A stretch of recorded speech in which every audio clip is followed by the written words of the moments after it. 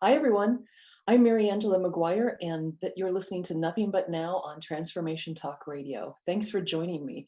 Hey, if you're watching on Facebook, I want to say sorry about last week. I had a technical problem, entirely my fault. And so we're going to try to get that show posted at some point, but you can also find it on the Transformation Talk Radio website. All of my shows are archived, and so you can find it that way, but we'll try to get it on Facebook and post it on my timeline pretty soon. So thanks for joining me again today. And we're talking today about this question: am I in the groove, or am I stuck in a rut? So, my partner and I take a walk each morning. We go for about an hour, except on Sundays because we have more time. So we take a little bit longer of a walk, maybe 90 minutes instead. And we go down the short but steep hill near our house. We walk along the waterfront, so Old Town Tacoma. We walk up a, to me, steepish hill into the north end. And then instead of taking a cut to the right to head back to our house, we take kind of a long way around and add several more blocks before we head back into our neighborhood. So last Sunday, in a absolute fit of spontaneity, we reversed the route. Yeah, I know, it was big. So we went the opposite direction.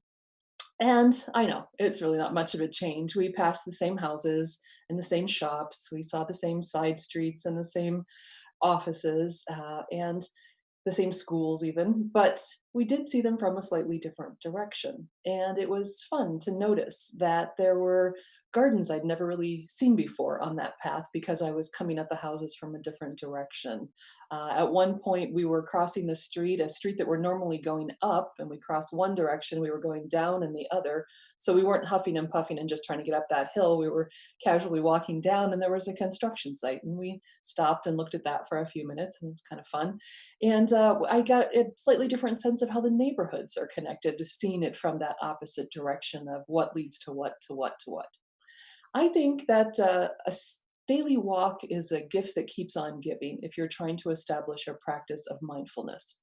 And it happens kind of in two ways, right? Either it's an absolute opportunity to clear your mind, right?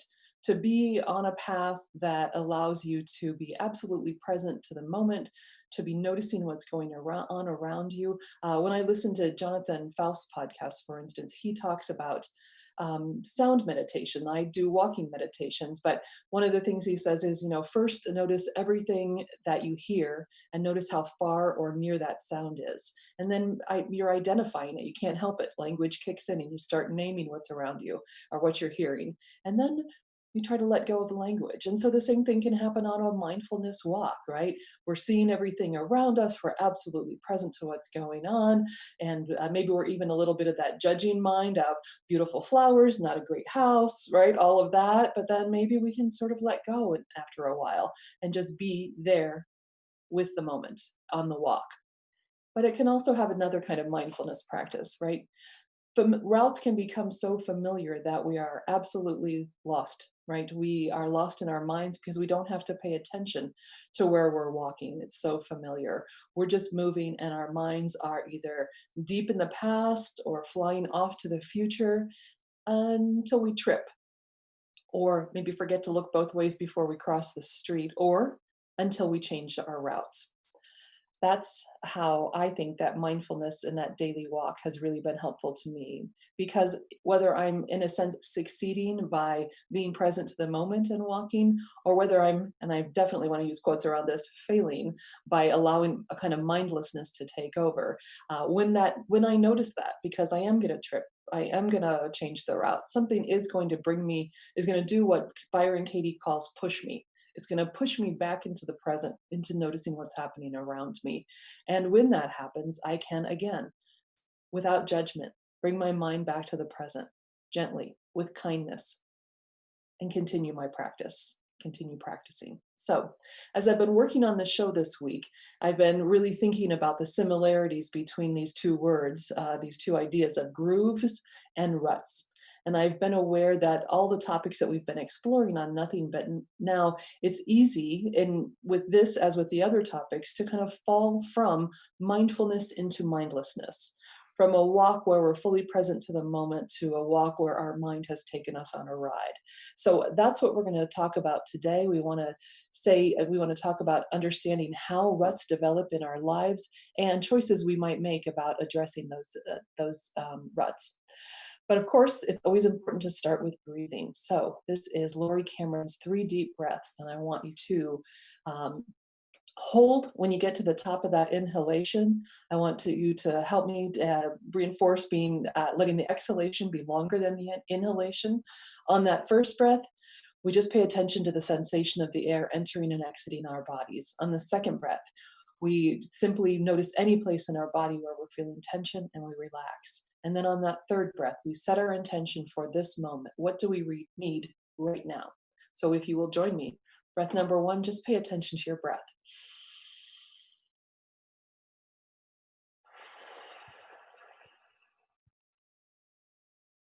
Breath number 2, relax.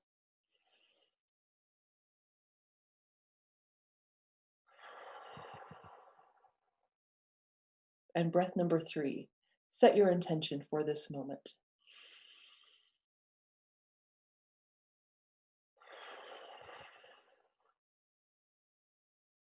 Thank you for joining me in doing that. So ruts and grooves, what's the difference? Well, literally, of course, a groove and a rut, or a groove and a grut, are almost the same thing, right? A long, narrow cut, a long, narrow path. We see grooves when we look at vinyl record albums. If you're too young to have ever seen one, try to find a used books and record store and check them out. That's what we often talk about with grooves. And when we see ruts, we see well-traveled dirt roads, right? And even as metaphors for repeated behavior, they're very similar. It's an established pattern of behavior. It's a way of being in the world, a path that we take over and over again. But then they can shift a little bit, can't they? Grooves and ruts. Because cars get stuck in ruts, and so do we. But a groove, right? If you're in the groove, if we're in our groove, I always think of that phrase, dancing like no one's watching. That is mindfulness, right? Being fully present to the moment without judgment. But compared to when I'm stuck in a rut, when I'm doing and thinking and feeling the same things over and over again, I'm having the same arguments with myself and with others. I might think I'm bored, but I think really what I feel is trapped, like I'm in quicksand. As the contrast, when we talk about somebody who's in the groove, we talk sometimes about athletes or musicians, performers, teachers, orators, people who are fully present to the moment, who are doing their thing at their peak, having a peak performance, and their ego is not getting in the way. The dictator voice is silent. But it seems to me, as I said, we can slip very easily from that state of mindful awareness, a peak performance, into mindlessness, whether it's because of the strength of repetition or because the dictator voice takes hold. It's very tricky ground to stay in one place and to stay in that groove and to not let ourselves be taken over by the ruts. So how do they develop? Well, both are formed, right, from repeated actions, going over the same ground many times, right? They're cutting a pathway that guides our actions. And of course, they're literally neural pathways in our brains that are created through our habits and our behaviors. And our actions, and importantly, the accompanying feelings, lay down an impression on us. And the more they're repeated, the deeper the pathways become. Maybe like you've become acutely aware of this recently when we're staying home to stay safe, as routines can really be challenged. And I think particularly about morning routines. And for many of us, a morning routine takes on a nearly sacred quality, right? Particularly in difficult and chaotic times. It's that movement from bed to bath to kitchen to making coffee to prepping lunches to family small talk, even the most personal of personal needs. They're like gestures that are repeated by dancers who've learned a vibrant and complex choreography. And we get so good at performing them that we can do it without thinking. But how often lately have I forgotten that things are different, that my simple activities of daily life aren't operating the same way? I feel like I'm in a constant state of remembering that I'm forgetting, stopping over, redirecting my body and my mind towards the new reality. I used to love my morning routine, so I'm facing an opportunity that I wasn't particularly looking for. and asking myself, is my morning routine an opportunity to practice mindfulness, to set my intention for the day, to feel focused, to feel calm and clear? Or is it becoming a barrier? In this case, is it the case that I use my attachment to a particular set of activities performed in a particular sequence, of course, as a way to actually to check out, right? Don't think, don't feel, don't be present, just do. So have I let my morning routine become a rut because it's a practice in mindlessness? Or is it even worse than that, right? Is my attachment to it an opportunity to be unhappy? Because let's be honest, it's not just the current crisis that disrupts our idealized versions of how our routines ought to go, right? When is a disruption something that I use to throw my happiness away? Right? How often do I carefully plan either my morning or a whole day, whether it's work or a leisure day, and then allow something to interfere with that? And when it does, and then maybe not allow in the sense of inviting it in, but it's inevitable, right? Things change, things get disrupted. And how does that then become my source of suffering such that I give up my plan entirely?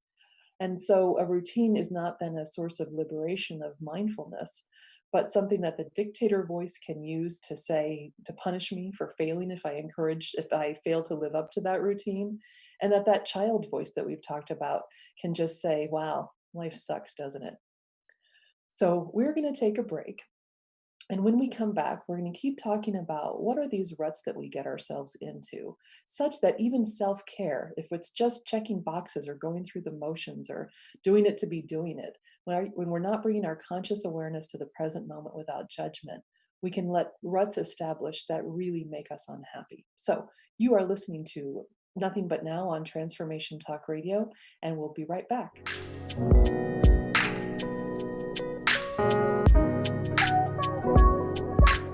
Hi, everyone. Welcome back. This is Nothing But Now on Transformation Talk Radio, and I'm Mariangela Maguire. Today, we are talking about grooves and ruts. Are you in a groove, going along great, maybe in a full state of mindfulness, or are you stuck in a rut? Right. In a kind of mindless activity that is making you unhappy, that is a cause of suffering. So, I want to talk in this segment about various ways that we find ourselves in ruts in our life and tell some stories about some folks I know, friends and clients, etc. And the first one I want to talk about is a client actually who came to me to talk about work issues, which clients almost always start with work issues.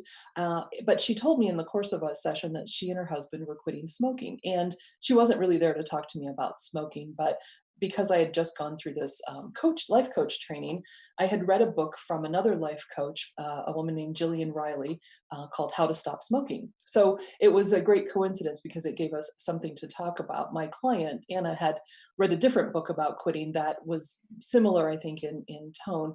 So we had some interesting conversations. And one of the things she said to me that really caught my attention and has really stayed with me is she said, it's like a full-time job, quitting smoking.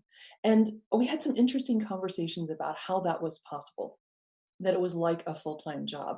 And her sense of that really resonated with the kind of advice that Riley gives about how to stop smoking. So what Anna and I noticed was how much of, once you get past the physical addiction that is real, of nicotine, then there is the habituated behavior. And that's the part, paying attention to it, addressing it, living through it. That was the part that was a full-time job, as Anna noticed how often she was thinking about smoking and thinking about not smoking. How often she came to see habits in her life, the way she organized her workday, for instance, in a both physical and just a time sense of how long do I work on something before I go take a smoke break, and where do I go in relationship? Because these things have changed quite a bit. She couldn't smoke in her office, obviously. She had to leave the building. She couldn't just leave the building. She had to actually walk across the street. She was kind of lucky, I think, as a smoker, if that's lucky. There was a park that she could go to smoke in. But think about the level of planning that created in her life. And think again about, we talk about these ruts of the neural pathways that are being laid down by her physically and mentally to manage that smoking habit. She and her husband both were smokers and they were trying to quit at the same time. And one of the things they noticed at home was that a normal evening for them before they had dinner was to sit on the porch in nice weather and smoke a cigarette and have a couple of glasses of wine. Now, neither one of them was concerned about their alcohol consumption, but what they noticed was it was very difficult to drink and not smoke.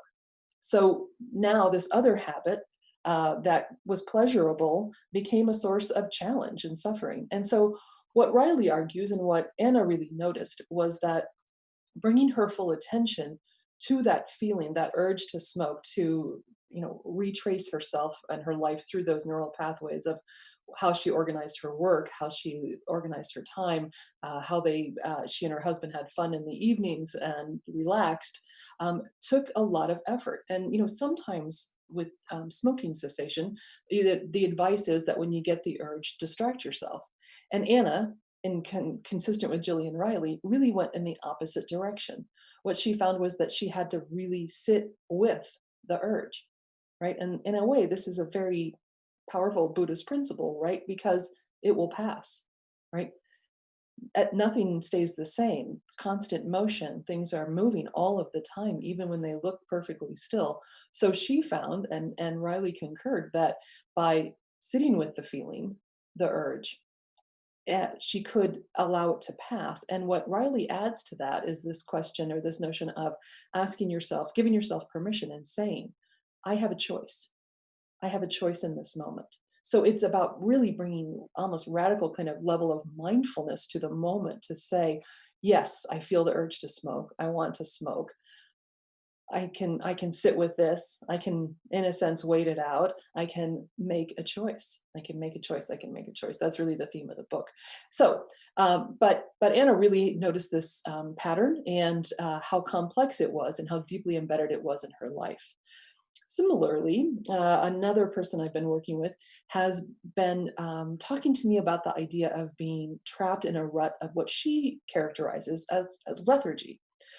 She has a very intense job. It has a lot of work. The hours are, no one's hours are, lots of people anymore, as people are more and more working from home, their hours are not really clearly defined. So she's struggling with that, feeling that she always has work to do and that all she wants to do is take a break. And so what she describes to me is feeling a feeling of lethargy, like she just can't do anything and she just sits around. So one of the things I've noticed a couple of things as we've been having these conversations about this, and one is that these are very much, if you think about those two voices that she's talking about, the one that's telling her you need to work more, you're not working enough, you're lazy, right? I mean, a really harsh kind of internal voice, and the other one that says, I need a break, I need a break, I need a break. In our first episode, and you could go back to the archives to find it, we talked about those internal voices, that dictator voice and that wild child voice. And she's really noticing that rut that their dialogue is creating in her mind, right?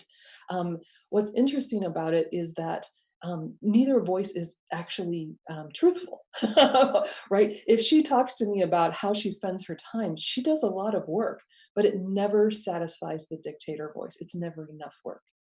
And the wild child, no matter how much rest she tries to get or strategies she uses for rest, never satisfied.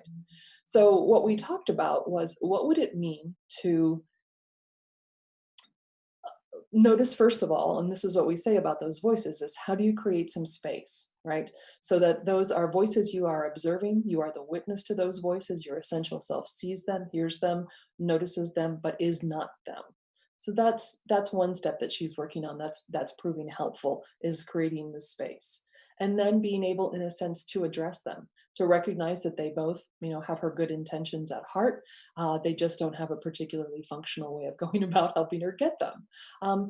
We also talked about using evidence, right? There's evidence that she's working. There's evidence that she's trying to rest. And then the final thing we talked about was giving herself permission, right, from her essential self to take an actual break. Because what happens when thinks she's taking a break, of course, is that the dictator voice is yelling at her. So she tried it. And it was pretty effective. She gave herself an entire day. And this is where those days they can be tricky, right? She had an idea in her head of how she wanted it to go. but you really have to be cautious about that, right? There were going to be disruptions. She didn't want to throw her happiness away just because the day was not the perfect embodiment of a day off, right? So she did let go of that. And when she went back the next day to work, she did actually feel rested so that she could go to her work more from that essential place and less from that dictator's voice of punishment, which is what had made the work so unpleasant in the first place. And she loves her job, right? This isn't a person who hates her job. She loves it. But when the dictator voice is the one that's driving you to work, and reinforcing that, that's talk about feeling like you're in a rut at work. That's going to be part of what's driving that feeling, is that the dictator voice is the one that's pushing you rather than coming from an essential place. And that means, in her case, it meant anyway, of taking care of herself through rest, and then being able to go back to work with a sense of renewal. I have a lot, as I said, of clients who come to me to talk initially about challenges at work. And I have professional training in that area, so I'm happy to talk about it. And I have my own challenges and experiences of feeling very stuck in my work life. So we are actually going to go ahead and take a break now. And then when we come back, we're going to talk specifically about that feeling of being stuck at work and in the work that we're doing, and how the kind of ruts that that creates in our life and what we can do about it. So you are listening to Nothing But Now on Transformation Talk Radio. I'm Mariangela Maguire, and I look forward to talking to you after the break.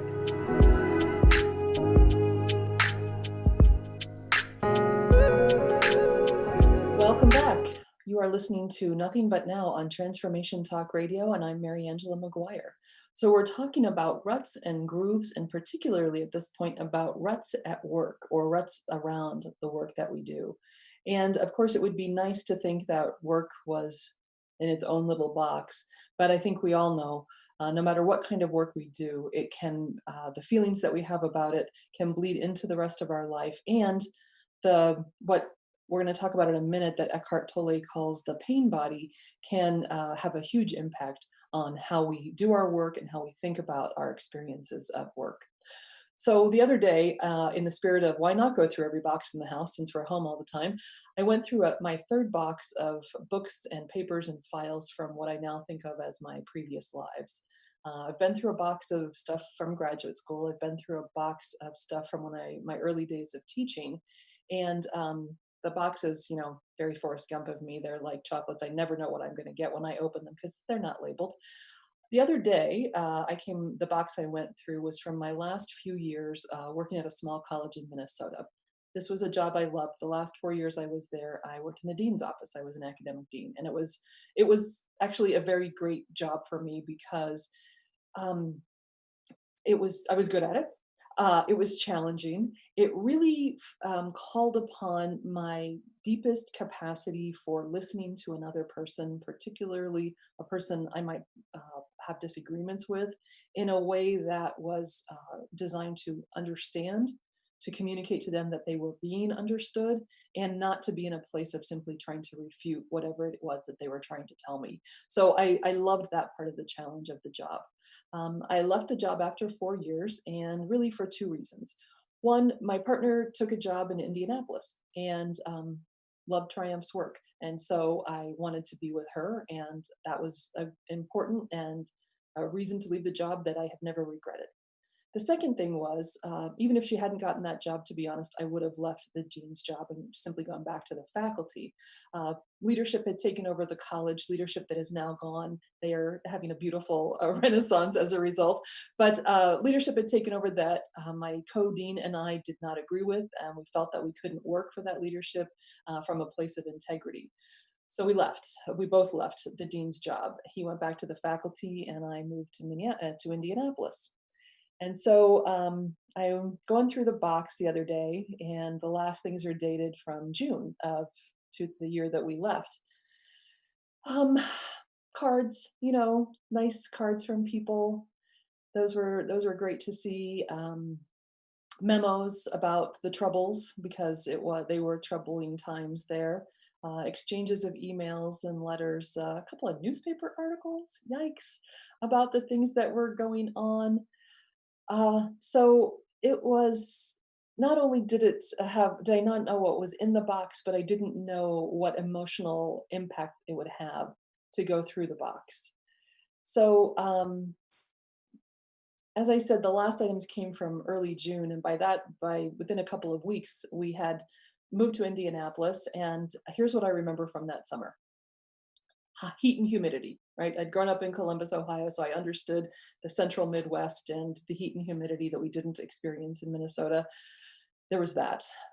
We put the television in this small room on the second floor, and outside the window there was a red bud tree. And they're glorious, and you can kind of they're so glorious you can kind of forgive the junk they leave on the ground later that you have to clean up. But so I remember the tree, I remember that room, and I remember spending every morning sitting in that room, drinking coffee, watching reruns of The West Wing. It was a 2-hour marathon, and thinking about everything that had happened the year before, and feeling lost, and just miserable, just carving a pathway in my nervous system of sort of regret, frustration, anger, loss. Always say about that time, I felt like I was being punished, but I hadn't done anything wrong, at least to my knowledge, that anyone had ever mentioned. I really hadn't. That was not the situation. Um, but that's how it felt. And, you know, if people wanted to suggest things I might do with my time instead, I wasn't really interested. I felt it was an impossible situation. I felt absolutely stuck. Eventually, I got a job in Indianapolis, and I continued to feel stuck for quite a while. It was a great job, but I didn't love it, and I had a lot of family responsibilities at that time. And my mother used to say to me, it was like I was living through other people's lives, but I wasn't really enjoying any of them, to be honest.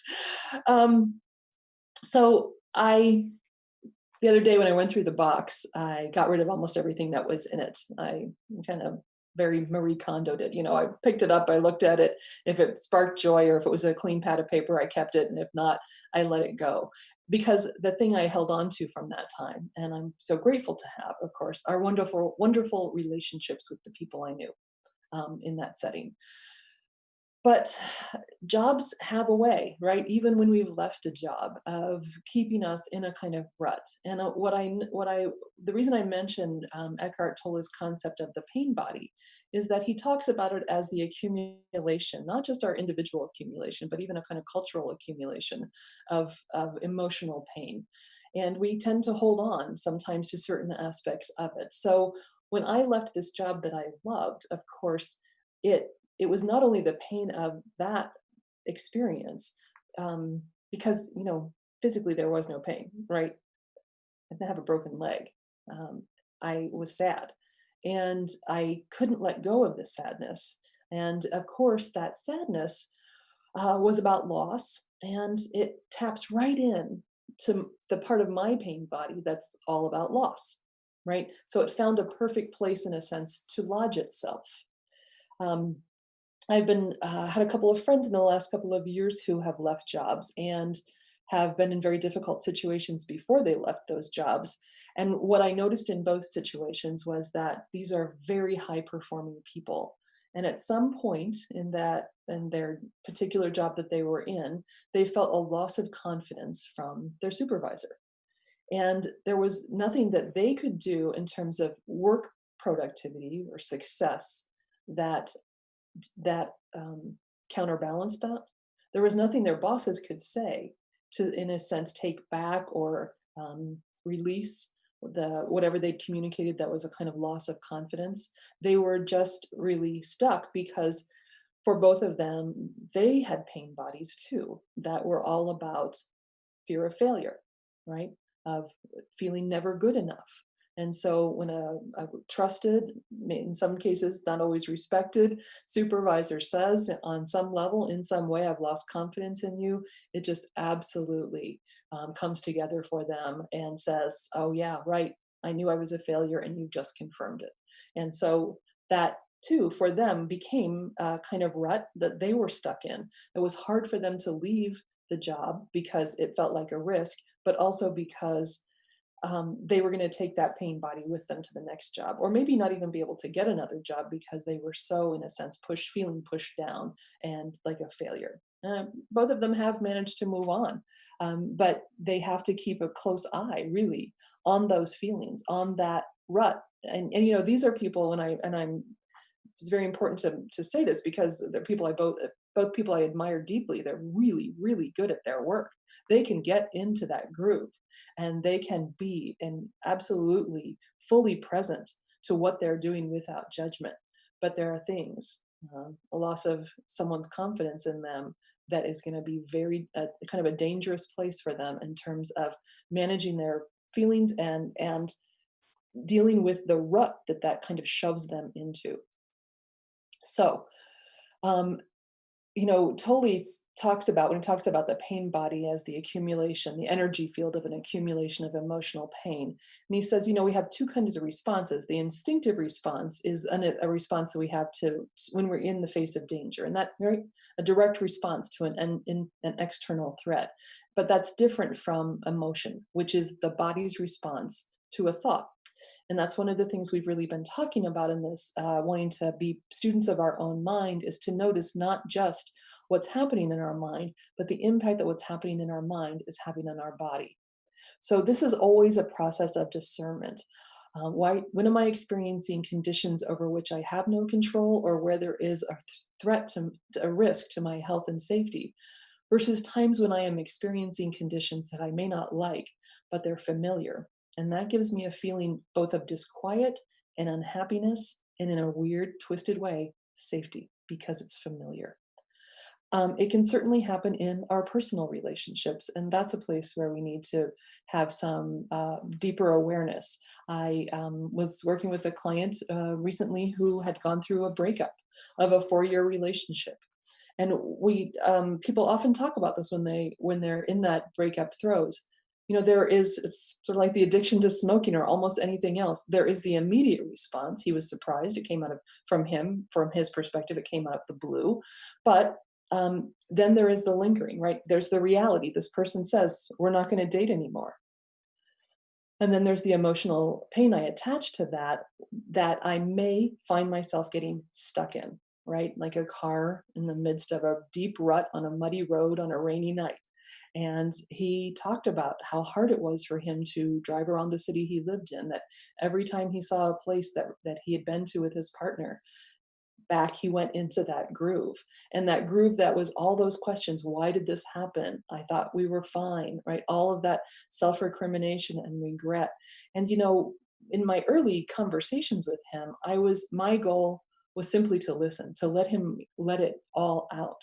And we both started to notice, after a few sessions, it started to shift, that he started to notice. And this is what I think being a good listener sometimes allows a person to do: is he was stuck.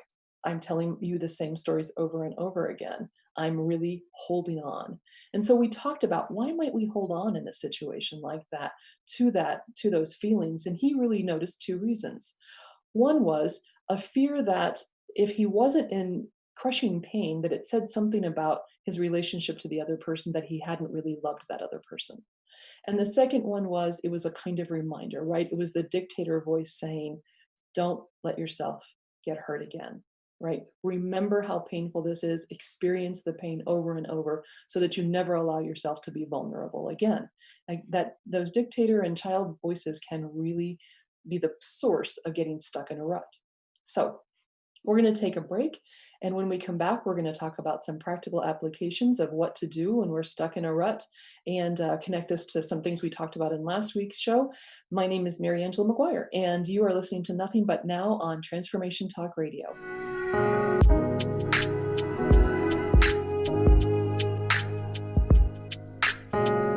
Welcome back. This is Nothing But Now on Transformation Talk Radio, and I'm Mariangela MaguireAm. So we have been talking about the habit of mind that develops ruts in our mind. We know from that neural pathways are normal, right? There are going to be pathways in our mind. The question is really, how are we orienting to them? What are we doing with them? When are we noticing them? When is it a groove that we're in that is a mindfulness groove?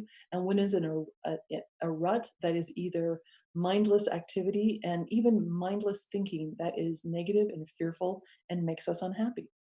So we and the earlier shows we've talked about some really specific strategies of things we might do to learn how to calm ourselves and quiet our minds.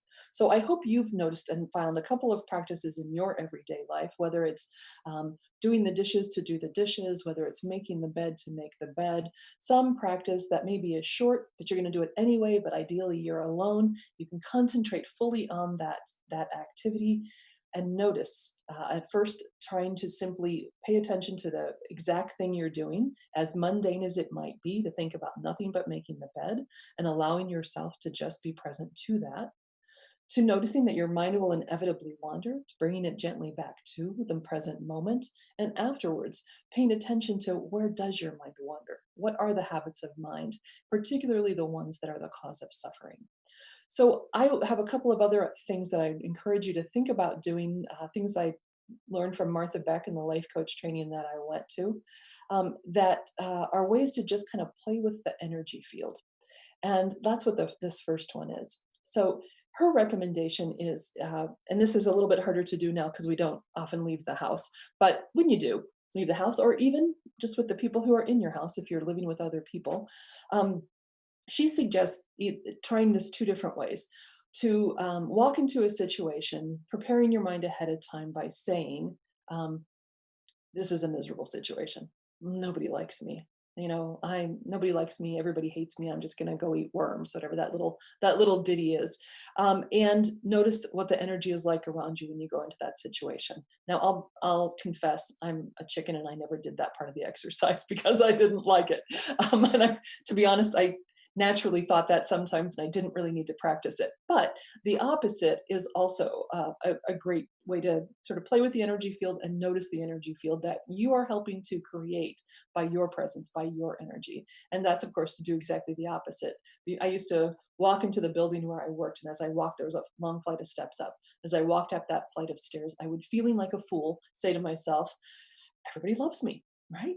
This is a great place to work. These people are so wonderful. And particularly, though, they like me. They like everything about me. I love being here, and they love having me here. And as I said, I did absolutely feel like a fool saying that to myself on the way in, but it was very interesting too, to notice the energy around me when I did that. So I say this suggestion because I think it's important to experiment, to practice things like this, to see what the differences are, what you can notice. And they are kind of low stakes ways to do this. It is definitely not something I'm suggesting so that when you are having a bad day, you can let the dictator voice beat you up for failing to do this, right? That is not what we're doing here. This is just try it out. Just give yourself a moment to see what that's like to do that. Another more concrete step that Beck recommends and I think about my client who was really struggling with lethargy and feeling trapped between needing rest and needing to work, to think about some of the things in your life that you feel you need to do. And she calls it the three B's. Can you better it? Right? This is kind of, can you reward yourself? Can you change the thing it is you have to do and make it better somehow so that it's a less onerous or ugly task? Can you bag it?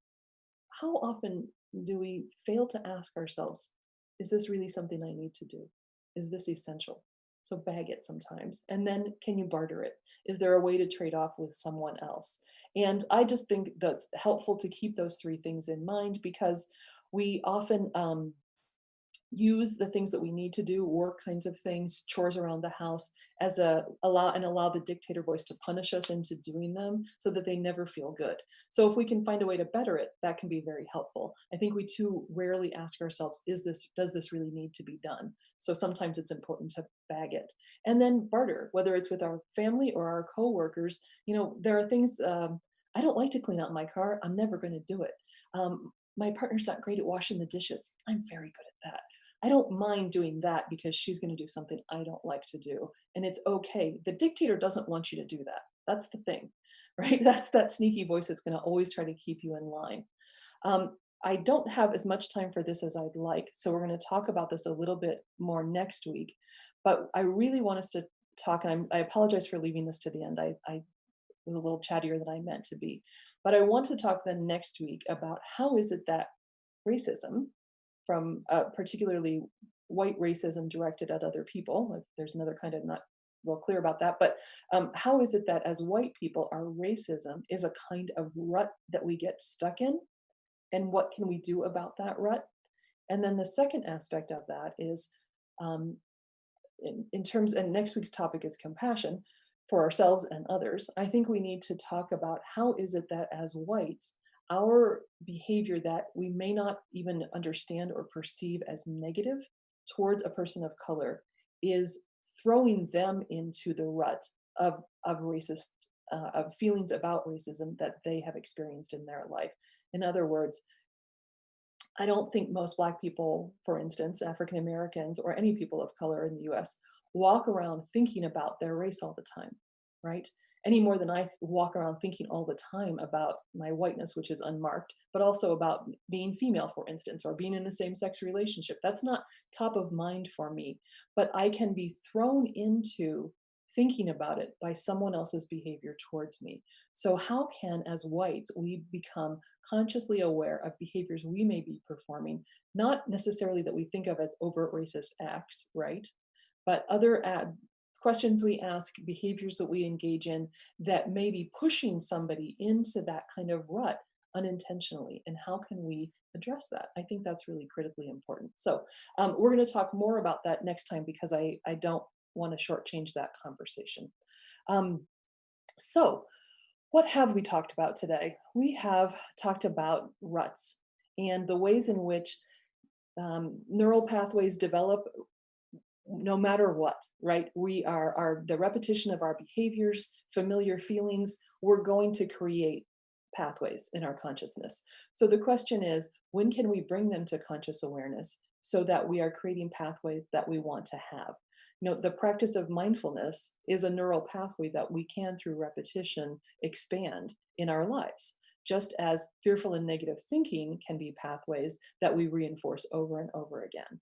The question is, can we be curious about our own minds, about what's happening in our minds, so that we are not dragging ourselves down with negative and fearful thinking? So, and in particular, what I hope you would take away from today's conversation is really practical things you might do, ways you might play with your day, play with energy to see what differences you notice, to see to what extent you can kind of follow that Jillian Riley question about not smoking. You know, can I, in the midst of a very negative episode or feeling or habit that I don't like, can I bring my conscious awareness to it? Can I notice the difference between my essential self and the dictator voice or the child voice? And can I say, you know, what am I choosing in this moment? What do I want in this moment? As opposed to what are those two warring factions asking of me? So let's breathe one more time, if you would, with me. We're going to inhale and just pay attention to our breath.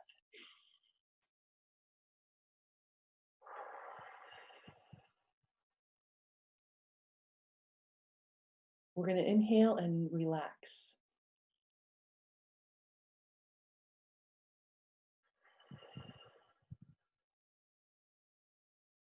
And finally, we're going to inhale and exhale, and we're going to set our intention for the next part of our life, the next part of our day.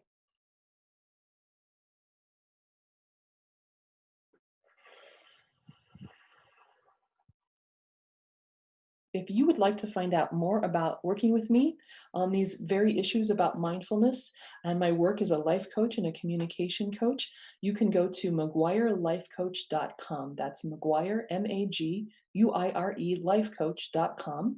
Or you can email me directly. And this is a long name to spell, but you can check it out on Facebook or Transformation Talk Radio, Mariangela MaguireAt gmail.com. So I hope you'll join me next week, next Thursday at noon Pacific time, 3 Eastern time. Once again, I will urge you to be curious about what's happening in your mind, and I'll urge you to be kind to yourself and the world around you. We're going to talk specifically next week about compassion. So until then, thanks for listening to Nothing But Now on Transformation Talk Radio.